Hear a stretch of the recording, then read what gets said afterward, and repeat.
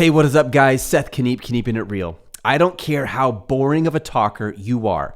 If you apply these 7 steps I'm about to show you, you can become a fantastic, interesting, engaging, powerful speaker.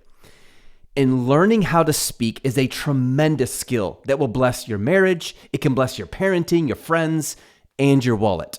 What I'm about to share with you is a condensed version of 29 years of public speaking, all into 7 clear steps. So, step number 1, deliver one big idea. Every time you speak, whether that's in front of a live audience or a training video for your course that you're selling, deliver only one big idea. If you have 2 points, your audience will forget both. Let me give you an example. When I was younger, I built custom homes with my father. And my brothers and I would come up with this competition where we would set the nail, pull out the hammer, and see who could drive the nail all the way in one hit, in one single swing. Your one big idea should be that one single swing. You want to drive it home. So when they walk away, no one has any question about your one big idea that you wanted to get across. And the beauty of this is when you have one big idea, you won't waste words. You will have no points under your big idea that are a waste of time. And if something doesn't fit under that big idea, you eliminate it. You could almost say that your one big idea is the lightning rod of your message, where everything comes into the one big point. Now, how do I figure out what my big idea is? Just ask yourself this question. What is the one big idea I want my audience to take away from this speech? For example, the one big idea I want you to get from this training is how to go from boring talker to dynamic communicator. Step number 2, show your audience exactly how to apply what you are teaching.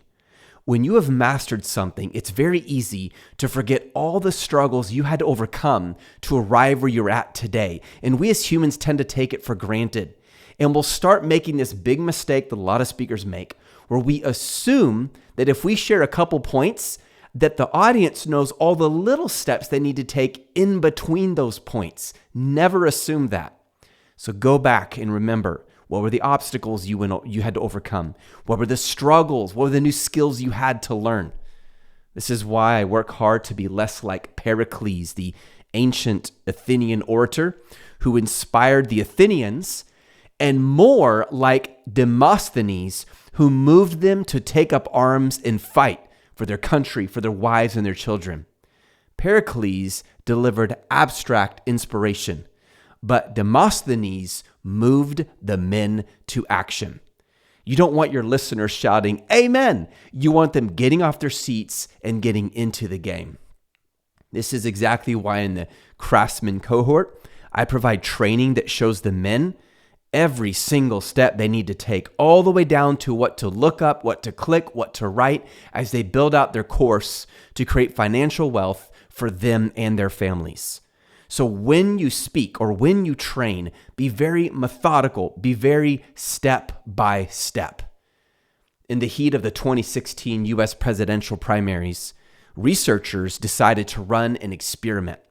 They took the speeches of the Republican candidates and ran them through the Flesch-Kincaid readability test. This is the tool used to measure how easy or hard something is to understand. And the results were shocking.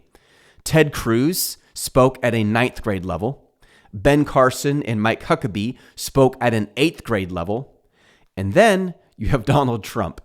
His speeches averaged at a 3rd to 4th grade level. Now, this is not a college level, not even high school. We're talking elementary school. And yet, who won the nomination? And here's the twist. Using big words might make you feel smarter, but it does not make you more persuasive. If you want to move people, don't try to impress their intellect. Speak so clearly that even a child could follow you, and then adults can't look away. Step number 3, use action verbs. You might remember this from grade school. Am, is, are, was, were, be, being, and been. Those are called being verbs. They are boring. They will put your listener to sleep. So use action verbs instead. So for example, instead of saying Johnny was at the store, say Johnny drove to the store. Instead of saying be more clear, say use clarity in your writing. Instead of saying be a saver, say save your extra funds. So the idea here is don't give your audience a photo album to flip through. Give them a movie to watch. Step number 4, eliminate filler words. I won this board game last Christmas. It's called You Can't Say and I played it with my family. And in seconds, I realized we use filler words like an 8th grader padding their essay at 2 a.m. If you have a habit of using filler words like or and so, or and then, or get rid of them. And if you say I can't, then guess what? You will fulfill that belief, because he who says I can and he who says I can't end up both being right. Let me give you an example of this. So I struggle with dyslexia, where my brain will literally reverse things. Sometimes I'll walk into a room and like 10 minutes later, I will think I walked in on the opposite side. It's a real weird thing with my brain. Thank God my wife's name is KK. Makes life really easy. So I set up this game with my family. Every time I say something in reverse, I owe them 5 minutes of serving them whatever they need me to do, a chore, taking out the trash for them, cleaning their laundry, whatever that is.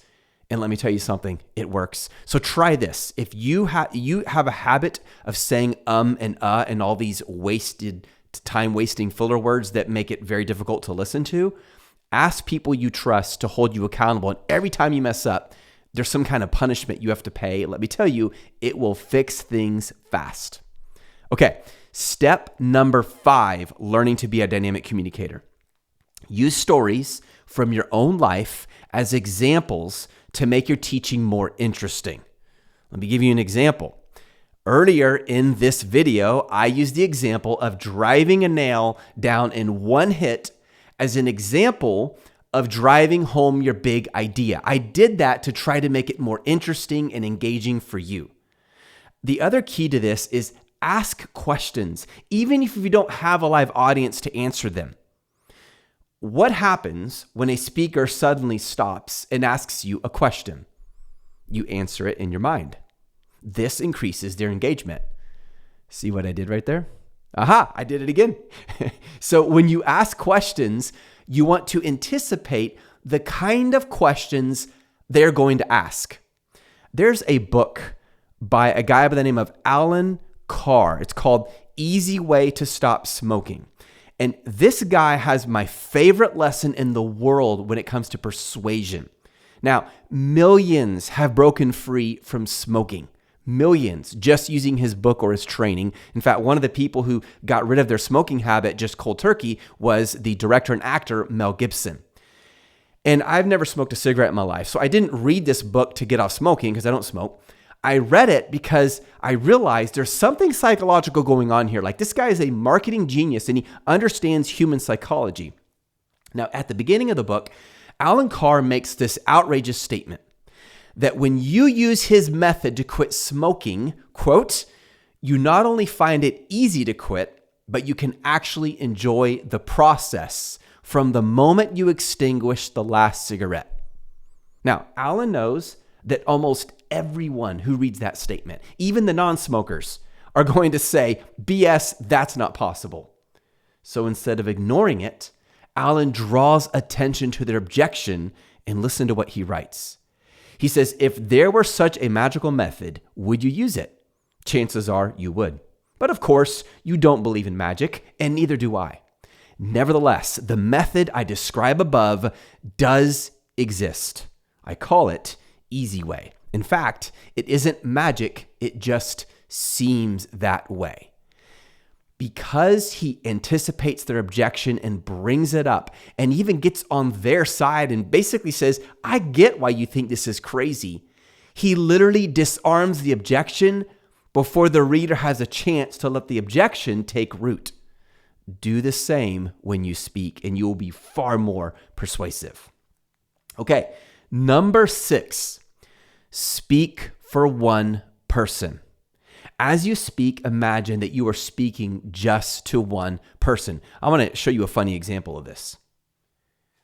A lot of people don't know this, but when I first started doing some of my earliest videos teaching people Amazon FBA, I would keep a picture of this guy right here, my dog Dakota. I would put it like next to the camera in front of me.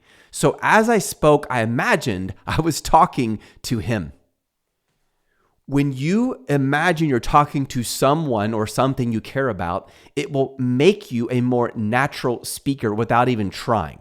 Even your hand motions and your facial expressions will start to just follow the thought pattern instead of artificially trying to make it look a certain way. And that brings me to my 7th and final point for becoming a dynamic communicator. Close with a really strong takeaway or a call to action or an inspiring thought.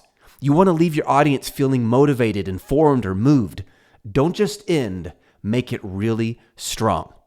Now, I want to be real with you. It is not easy to learn how to speak well. It will be difficult, but do not let that discourage you. Learning to do something of high value is difficult, or learning to do anything of high value is difficult the first time for everyone. Like we learned how to crawl. That was difficult. We just forget, right? Forget how hard it was. We learned how to walk. We learned how to run. You can learn how to speak dynamically as well if you want to.